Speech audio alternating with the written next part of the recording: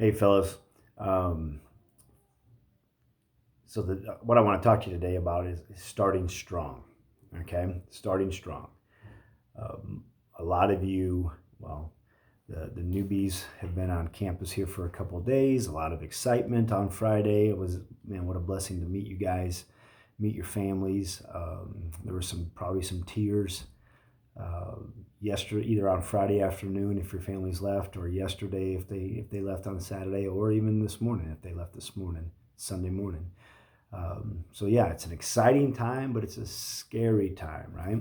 And what lies before you, and even for the guys that are returning who maybe didn't finish the way you wanted to last semester, all right, or freshmen coming back, it's your sophomore year. What were things that you didn't like about your freshman year?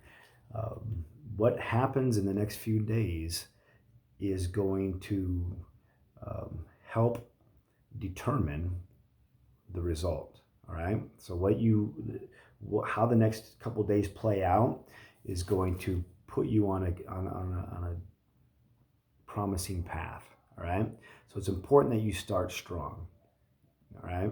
And so what I want to share with you is a little bit out of Joshua chapter 1. So Joshua chapter 1 starts off with Moses dying. God comes down and he's talking to Joshua. Joshua is a younger man in biblical times, and he is going to get the reins to this um, he's getting the keys to the castle, right? And it's a scary thing. And so Jesus tells him, or not Jesus, sorry, God tells him in chapter 5, um, no man will be able to stand before you all the days of your life. Just as I have been with Moses, I will be with you. I will not fail you or forsake you. Be strong and courageous, for you shall give this people possession of the land which I swore to their fathers to give them. Only be strong and courageous. Be careful to do according to all the law which Moses my servant commanded you. Do not turn from it from the right or to the left, so that you may have success wherever you go. This book of the law shall not depart from your mouth, but you shall meditate on it night and day, so that you may be careful to do according to all that is written in it. Have I not commanded you? Verse 9. Be strong and courageous. Do not tremble or be dismayed, for the Lord your God is with you wherever you go. Now, much like in those times, the Israelites were going through a time of transition. They were going to a scary place. They were leaving a place that they knew, even though that's not where they wanted to be, to an unknown place. And sometimes that is intimidating, and so intimidating that for you young guys, you clam up, and that fear to put yourself out there, that fear to go forward, keeps us from um, receiving blessing, receiving all that God has planned for us. Okay? So, much like that, all right, you guys are in a time of transition, whether you're starting college or you're coming back to college. You are at a point where there's great promise. A new year, new beginnings, new way of doing things, right? Man, that is so exciting. So, what lies before you should get the heart pumping, right? But it is a scary thing. It is a scary thing. So, for you freshmen, understand that everyone that is on this team, or everyone that is around you, upperclassmen, they felt the same way you feel. All right, so take comfort in that. The fear, the angst, all that stuff. I'm not ready. The second guessing, they have felt that and they have overcome that. So take promise in that.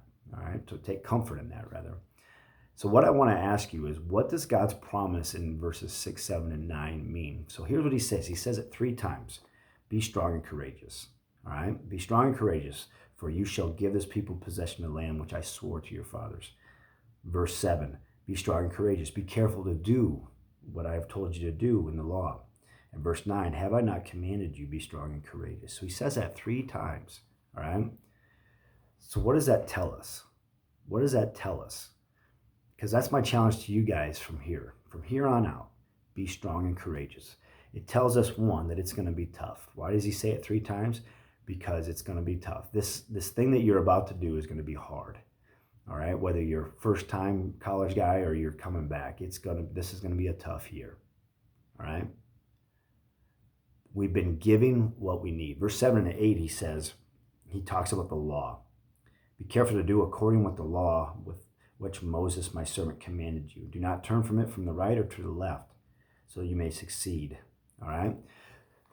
So what you need to be successful has been given to you. Much like God gave the Israelites the law to follow, all right, you have been given what you need to be successful at Northwestern. That's why you're there. That's why either people believe in you, people have poured into you, you have what you need to be successful. All right, so I imagine that your parents, when they left you, freshmen, they said, hey, I love you. You're ready for this. They've spoken into you. And you know what? Your parents are scared to death as well. Being a parent, watching your son or daughter go to the next phase, it's a scary thing, right? It's a scary thing. But they have invested into you, all right? They have been there for you up until this point.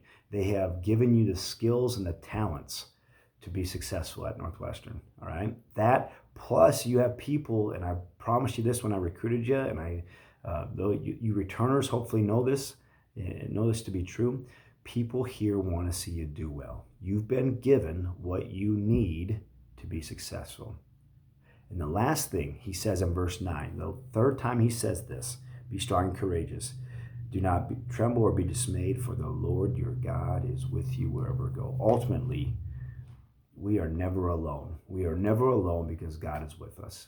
But when you come to this team, you are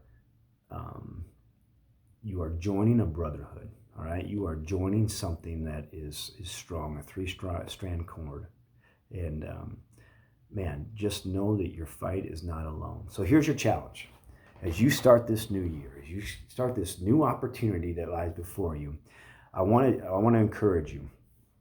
Okay, number 1, know who you want to become. Know who you want to become. Knowing who you want to be, and we'll talk about that in detail later, but you have an idea of this is the type of man I want to be, right? That should